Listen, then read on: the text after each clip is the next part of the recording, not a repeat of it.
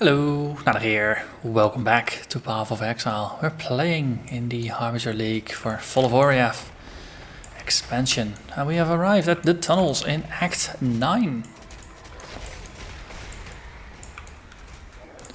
This area is probably going to be jam-packed with all kinds of interesting things. There's going to be a trial of ascendancy here. We have to find the Tartan powder, which probably is going to have a guardian of sorts. And of course, we have to save Ojun from Kira. With a bit of luck, we might run into a Harbinger or two as well, just to spice things up a little bit. This very much is a return to the mines. Okay, so there's a book there. This is a first clear branching point. Let's see what the book is tied to. Is it going to be a trial or is it going to be something slightly different? It is a bronze monograph, so that means a trial. Let's listen. Fear gnaws at the entrails of the faithful and the faithless alike. Fear of the unknown, fear of the future.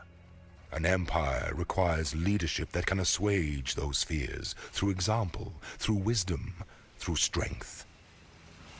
An emperor lights the way through the darkened caverns of uncertainty.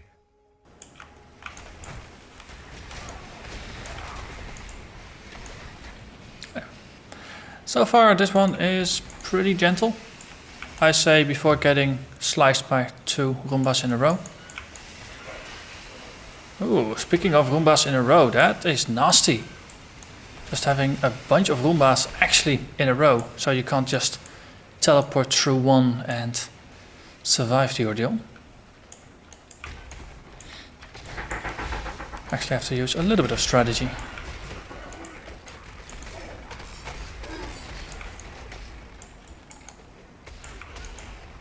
But nonetheless, made it through pretty well.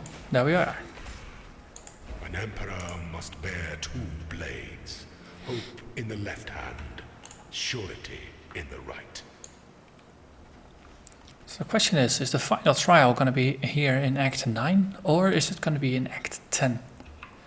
Because this one doesn't map onto any one of the previous ones in Acts 1, 2 and 3 of course. So all bets are off. But it is nice that they spread them out a little bit more.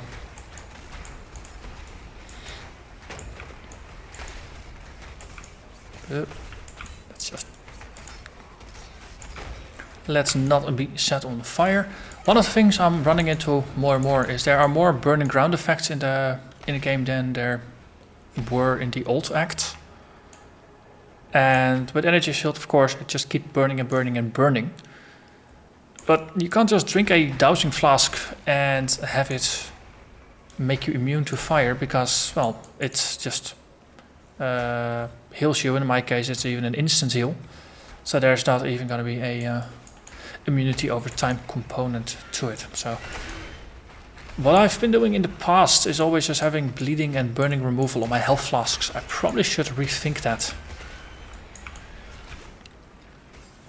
And maybe have the burning removal tied to something like a sulfur flask, which gives you the consecrated ground as well as a damage bonus. So that is something that will just remain up for the entire duration, making you immune to fire and therefore preventing the damage, while also recharging your life underneath your energy shield. So it's going to be a very nice defensive and slightly offensive setup there. Thing is, so far I haven't found a single sulfur flask yet. So that is something I definitely would appreciate finding. And there we have a waypoint. So far we've done the trial, so that is 1 out of 3 tasks completed, but it is also the only thing so far. And there's no dead-end branches, so everything lies behind the waypoint, at least in this first playthrough, first encounter. Can't say anything about whether that's always the case or not, but in this case it is nice that it is a bottlenecking that you will always find the waypoint on the way through. Okay, there's a ghost here. There we are, a dead ghost. So there was a lot of fighting here, so let's go back now that the ghost is dead.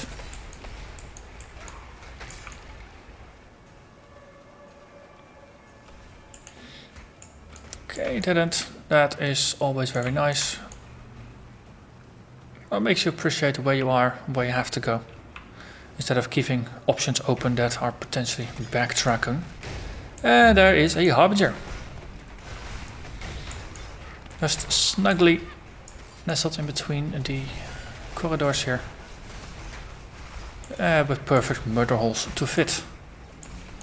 I highly approve of this placement, Mr. Harbinger. And thank you. Bye bye. Demon Horn, well, 35%. Spell damage, that is pretty nice as a built-in bonus. And again, we don't really have a lot of branching going on like we used to have in the original mines. It's all very straightforward, at least up until this point.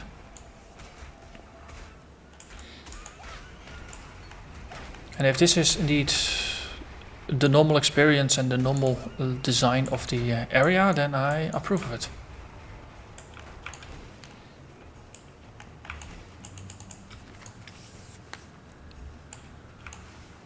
Okay. There is the quarry after the tunnel. Oh, okay. Actually, it does make sense because it does point to the next area. So let's continue. The quarry is probably going to be an outside area mapping to the quarry map. But this seems more like a Twilight version, or a no, dusk or dawn type of setup. Because normally it is lighter outside. Guarded by a stream of monsters and increased quantity. Lovely. Let's set up a totem and just burn through. I wonder if there's going to be a boss in here that will be similar to the quarry map, because then it's going to be a big chaos elemental or chaos golem.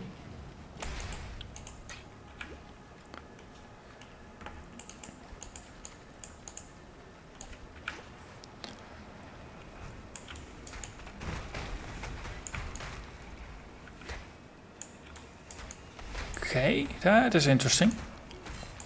It's a bunch of thorny branches or thorny shrubs growing out of the sides. That is not something I remember from the quarry map.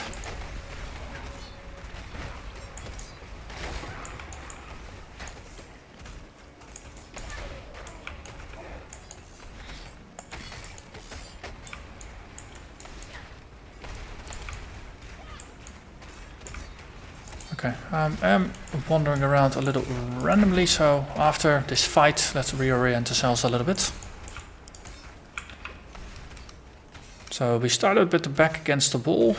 This potentially could be a wall that extends, and it could be something here. So let's cross over and just double check. Alright.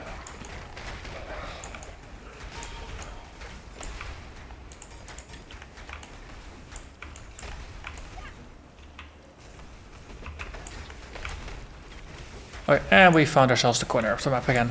Lovely. Then at least we can push forward without having to worry too much about getting boxed in. Oh, and something dropped. Well, it's about a screen and a half away and I still heard it, so the rumors of some of the drop noises being difficult to hear at distance might be slightly overstated, or things might have been fixed. I'm not entirely sure of that. But it is nice to at least have it confirmed for myself that things that drop at that distance are at least still something you can hear. And again, though I also saw it from the corner of my eye.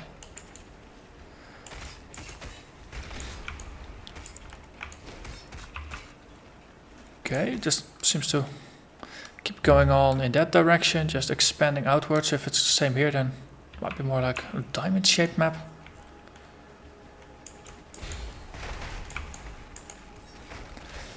Anyway, doesn't really matter. We'll just traverse the edges. That will map out the full area. There's the refinery.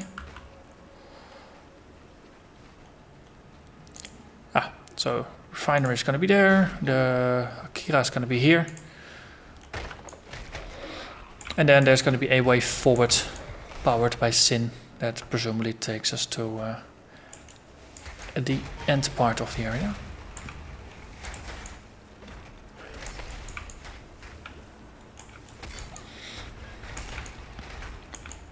Of course, being back in Act, well, in this area, it's Act 9 here, reusing some parts of Act 4.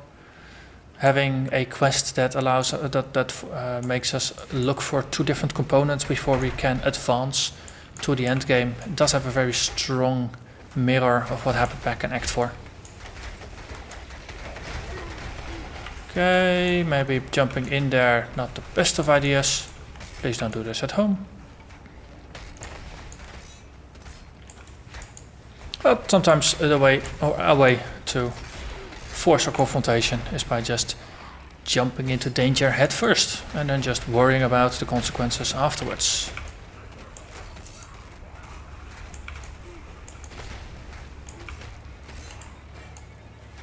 It is one of the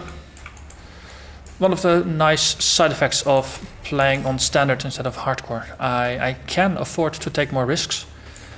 Which, well, on the one hand, it simply allows me to play faster when I want to, instead of feeling like I have to be really defensive because something might go wrong. But it also allows me to better assess the danger of encounters by pushing myself sometimes slightly further than I would feel comfortable with, just to see what would happen. Because no, the price of failure, or what if something is dangerous, it's not that big a deal. Where on hardcore, it does feed into some of my more paranoid and loss-averse tendencies. So this is nice in that regard. I see we got a skill point. Let's see, last time we got Grave Pact, so now Potency of Will is going to be up next. I think after this episode I'll have to have a look at the skill tree again in my theory craft to see what my plan was for after this, because honestly I don't particularly remember. Let's see, I think, is there anything really obvious? I think we do have the important bits, because I don't actually remember whether I wanted to go for Constitution here or not. Or whether I wanted to go for Written in Blood or not. It's one of the downsides of just doing so many theory crafts and just spending a lot of time for fun in Path of Building. Eventually skill trees start to blur quite a bit.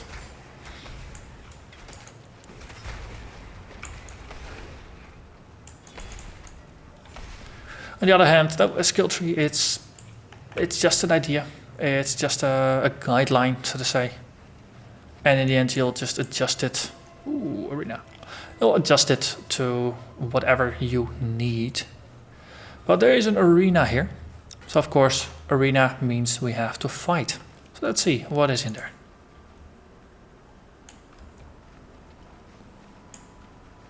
Kira, servant of Gaukan.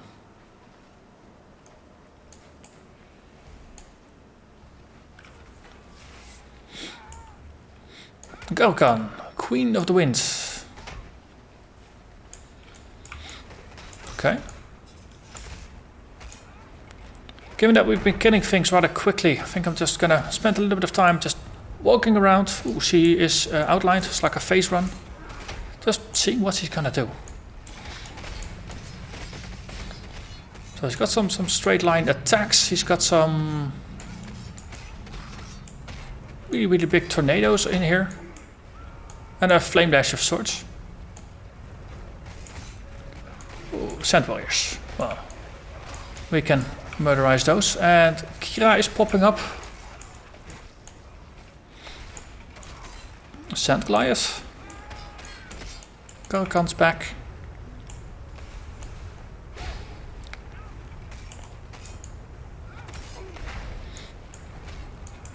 Bigger tornado. So there's two of the really big hurricane things and a tornado.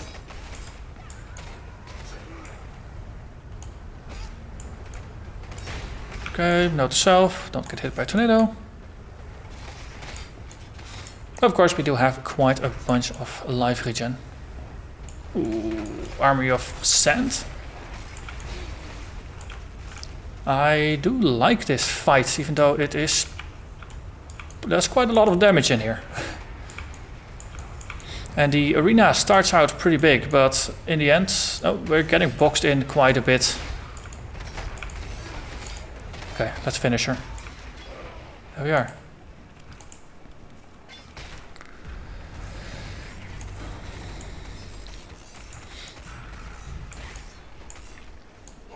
Okay, so the Sigma feather got dropped over here. Oh, it had a lore bit. And how shall we know a Sigma worthy of rule? By the anointing of the great rock, under whose wings we grow and soar. Marrakef coronal or ritual. So it was shiny. Let's see, Sin probably has something to say, so let's listen. It shames me to know the horrors wrought by our hands here and now.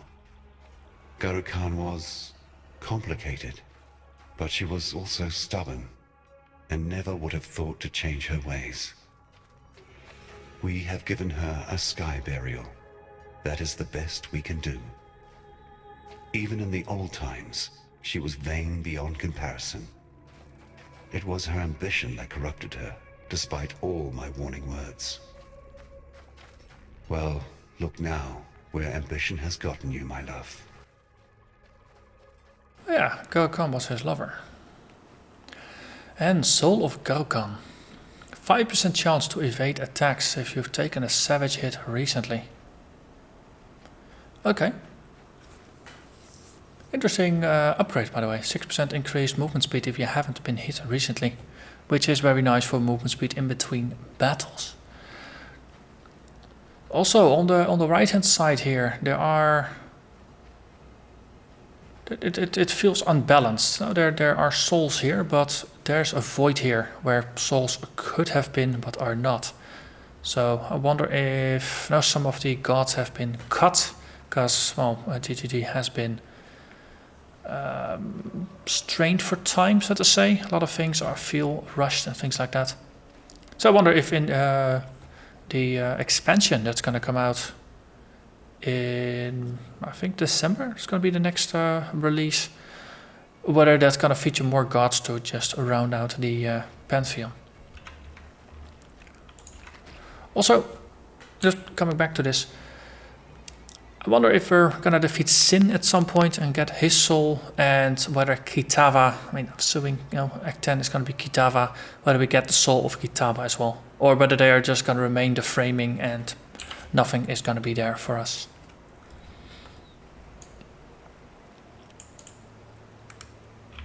So let's just empty some pockets and have a quick chat with the folks in town. Irasha, what do you have to say? Not since the fall of Desecrate has this Akara seen so sad a moment. Our gods are false. Our Sekima is dead. But you, outsider, you offer hope. Without the feather, Tasuni will be unable to take control of Highgate, no matter how much he lies and whines. My people will never allow it. And Oyun's passing leaves me with only one course of action. I will take the Sekima feather and mount the saddle of Highgate. It will be a difficult journey ahead. Our faith has died with the gods you have slain, yet I know in my heart that we will find a way to go on. For your troubles, outsider, perhaps I was wrong, and good can come from beyond our borders.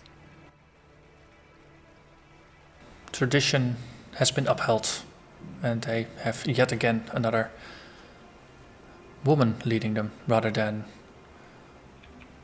Tasuni over there trying to usurp the throne. I wonder what would have happened if he had given a feather to him.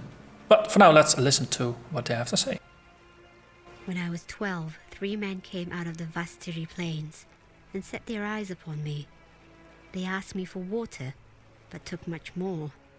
When the woman of Highgate finally caught them, I was given an opportunity to enact the execution myself, an offer I gladly took. Even at 12, I knew the price for betraying the Akara. Tasuni knew Oyun was to perish at the hands of that overreaching bitch, yet he did nothing to save her. Should I ever be in a position to punish such treachery, I shall do so, with pleasure. There's no love lost between those two. As a child, my mother told me stories of the old gods, that they were to be feared and venerated, that they embodied the everlasting spirit of the Marraketh people. But this false queen, Gurukhan, she was nothing but a goddess of lies. By accepting Kira's slaughter of Oyun as a sacrifice of worth, the goddess has played her part in forsaking our most sacred tenet. Honor the mother, honor the life. The bones of our tribe mother have been ground into the dust by this divine insanity? If the old gods can't follow the very traditions they themselves set forth, then how can we? Perhaps the time has come to forge our customs anew, in our image, not those of false and selfish gods. Interesting. Hey, feather reward. Ah, another skill point. That got lost in the shuffle somewhere. So that's going to be another skill point over here. So you got something to say about Irasha now that she's, of course, the leader. Irasha holds the feather. Then Highgate has been saved. She may not be in the bloodline, but she holds fast to their traditions, and that's all that matters. Just think, Tasuni may have steered the tribe into dangerous and unknown territory. The beast you know is not always better than the one you don't, my love. Two sides to every story. Sin. You have done well, but our concoction requires both acid and powder. Return to me when you have collected the second partner in our corrosive duo. Ah, that's a follow-up because I got the basilisk bits. Tasuni, yeah, let me guess, you're not going to be happy about this. It seems as though fate shan't be content with just the taking of my eyes. It is pernicious enough to steal my vision from me as well. I had planned to lead my people into a brighter, better future with the passing of our dear Oyun. But fate uses you to torment me. Still, I must not despair. Time is on my side, and in Rayclast, nobody remains in Sekema for long. That sounds almost like he is actively hoping for something to happen to Irasha. Might be continued. Anyway, we'll see. We have the Trarthan powder to look forward to next. Because of course that is going to be the last bit that Sin needs to grant us access to the next area.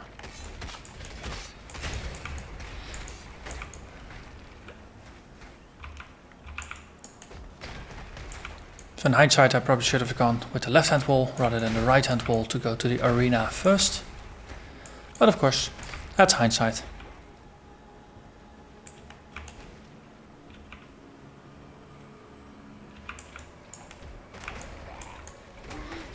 Chaos Guardian. There are at least a couple of Chaos Golems here then. As is appropriate, of course, for this area.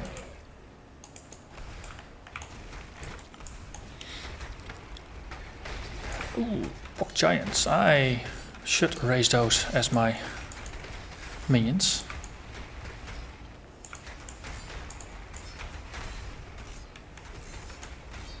They throw zombies. What's not to like in those as minions, alright? As specters. Oh, minions, protect me. I think I would prefer to be at a slight distance here. Let my minions do a bunch of the talking. See the angle here, that's difficult to work with, lots of obstacles.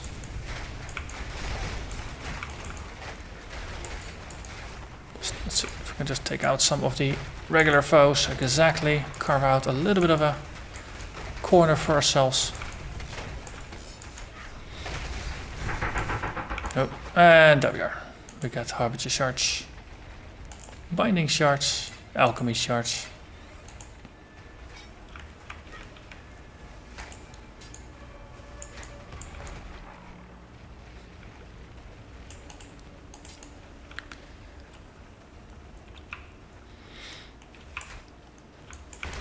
Okay, that was a lovely little corner over here.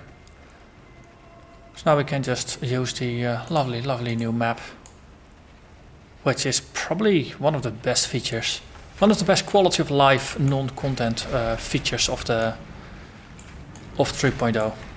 Just seeing where you have and haven't been, so you can actually just do a pretty thorough clear of this area without having to randomly run around to see where you have been or not.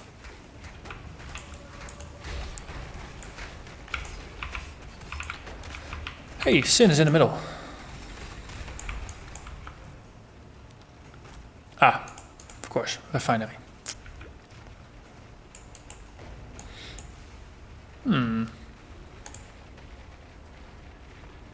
He's got some lore here, so let's actually have a bit of a chat. The ember is a seed, the black core of the beast's heart. It is the pure, undiluted essence of corruption. Everything my pet once was, all of its power, the stupefying effect it had on us gods, it all dwells within this dark ember. With this, we shall lay Kitava to waste. The once-starved god shall fill his gut and pass on into oblivion. Kitava will fall, and the ember shall disperse into nothing more than ash dancing across the cobbled rooftops of Oriath. Okay. Sounds like a bit of a miracle cure. See if it really will be as good as advertised. But yeah, so I've been just following a little bit of a false trail. On the other hand, no full clearing areas is never a false trail the first time you're gonna go through, because of course it just helps you see what's there.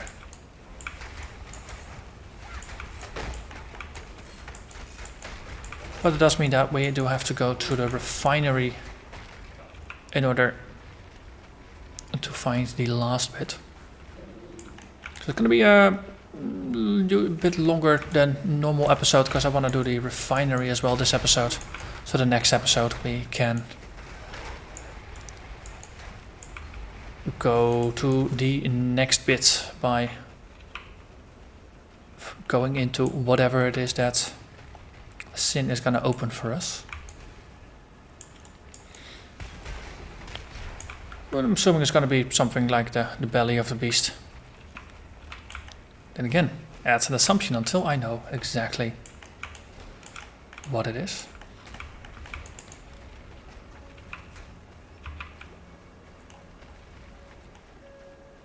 So I will find out tonight, because I'm doing a single playthrough of the entire bit here in one evening. That is a nice thing to just do a full act when possible. Okay, so we have a refinery, there's some buildings, so that's a little bit of warehouse like. There is a harbinger over there.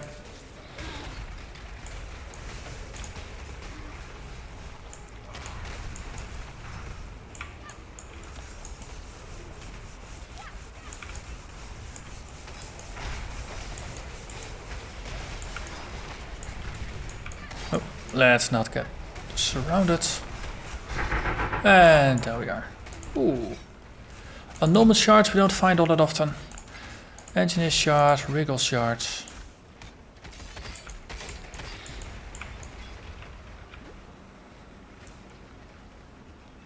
Okay, so apply the usual strategy. Let's stick to the outside walls and then just work our way through.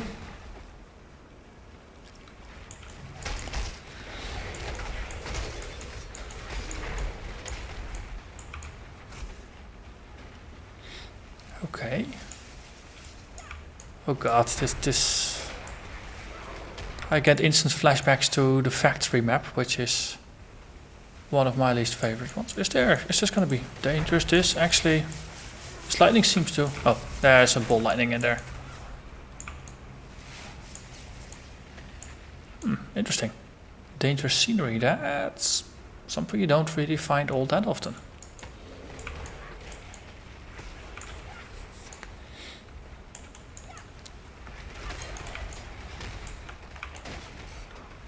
Let's just hope it doesn't resemble the factory too much. And we got a full inventory, so let's do a quick emptying of our pockets.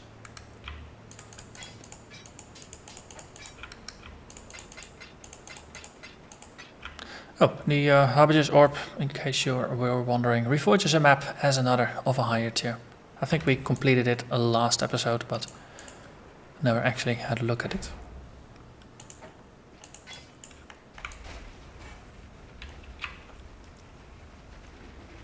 Okay.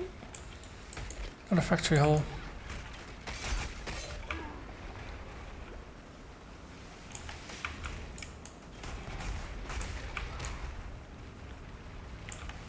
It's a 63 area.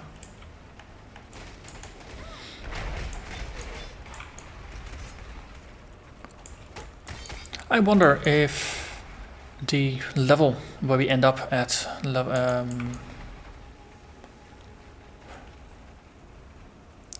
okay, let's actually restate that thought. I wonder if at the end of Act 10 we're going to end up at level 70, just like we used to back in Act 4 Merciless. So that if we're following the pattern that's been going on for a while, that we will end this at level 65 in the highest level. And I did see that there's the exit, but I just want to scout a bit more. Because that does give us 5 levels per act, which it's nice, it's consistent.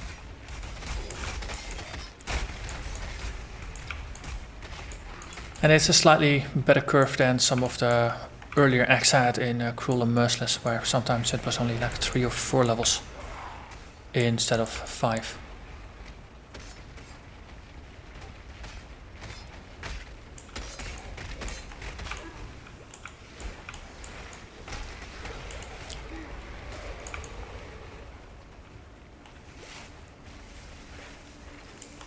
Oh, something's putting down siege ballistas. Some of these dischargers are definitely appropriate for the area. The ball lightnings are a nice touch.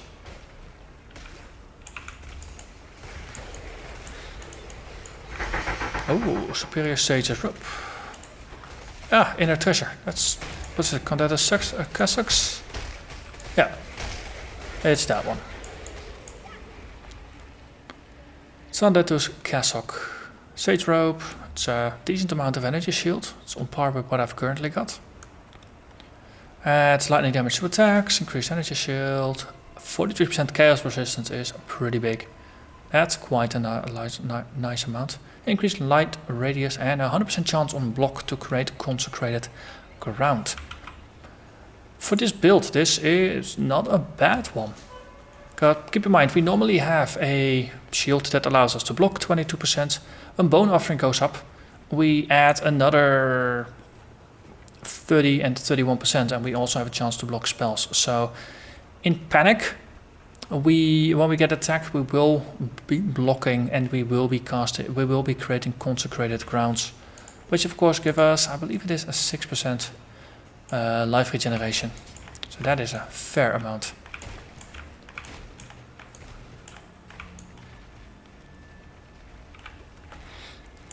So I'll see if I can get a fair number of sockets on those. Now we'll be giving up 66% elemental resist, but I am overcapped quite a bit on those. So I can afford to waste them, especially getting 43% chaos resist. That's gonna get me to 25% chaos rush. That's gonna be positive again. But yeah, I have actually sacrificed some of the small amounts of chaos resistance I used to have to gain rather large increases in elemental resists. Which of course is also preparing towards the end of Act 10, where we will lose another 30 to all resists. So having that overcapped early on just makes it easier, so you don't have to drastically shift your gears, your gear afterwards. Okay, and we are slowly getting back to where we started.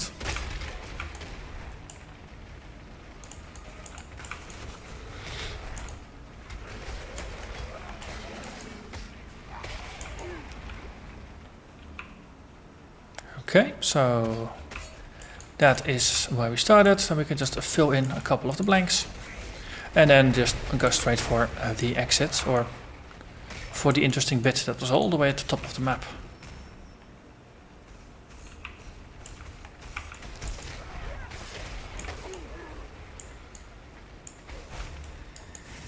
Okay, I do hear a ghost and it has possessed the rare over there. Wonderful. Also, ball lightning, get away, and an assassin bow. Okay, it's raining uniques. Hallelujah. And no, that was not a sarcastic hallelujah. That was an actual, genuine. Darkscorn. Physical damage converted to chaos. And 25% physical damage taken as chaos. If you have maxed out chaos resist, or if you're playing with chaos inoculation and therefore are chaos immune, that can actually be a damage reduction rather than a damage increase. On the other hand, if your chaos resistances are negative, then it is a downside. It is nice that there is a trade-off there. Is this now an exit? No, this is not. Now that is unfortunate. Okay, so in this case the overly stylized map is getting in the way a little bit. Good thing is we can just fade it out to a very low amount.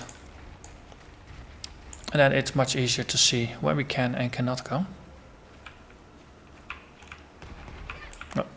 And then we can just go this way.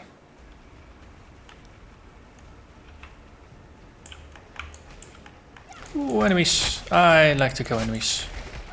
Because they give me flask charges.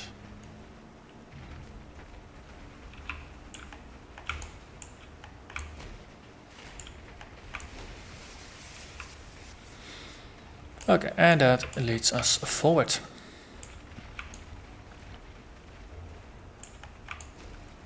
Oh, wait. General Adis. You were someone that someone in town talked about. Oh, this is a bit of a reminder of the fight with Arakali. Oh, just environment things around the edges.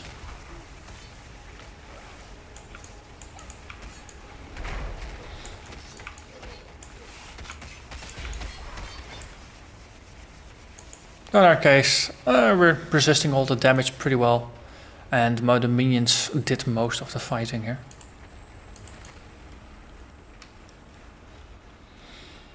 Turgic precipitate machine, yes.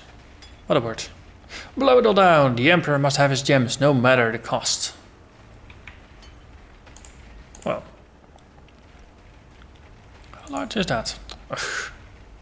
Yet another one of those humongous items. Okay, so bye-bye Colossus Plate, and now we have space for you. Excellent. So then we shall deliver this to the quarry to Sin, and that is going to be in the end. Well, we actually have a little bit of chatting to do in town, so well, that's going to be almost it. So Sin, do your thing. And so my mistakes are put to rest, and the mighty general has fallen. We honor them both with this brew. Here we stand, amidst the coagulating remnants of my creation. Funny, isn't it? Once I placed my beast on a pedestal as my pride and joy. Yet now I send you to breach the hull of my pet's fouling black core. I have brewed for us a potion from the remnants of our harvesting hunt. I shall apply this fermentation to the weakened membrane, and meet you within the black core where we shall further our agenda.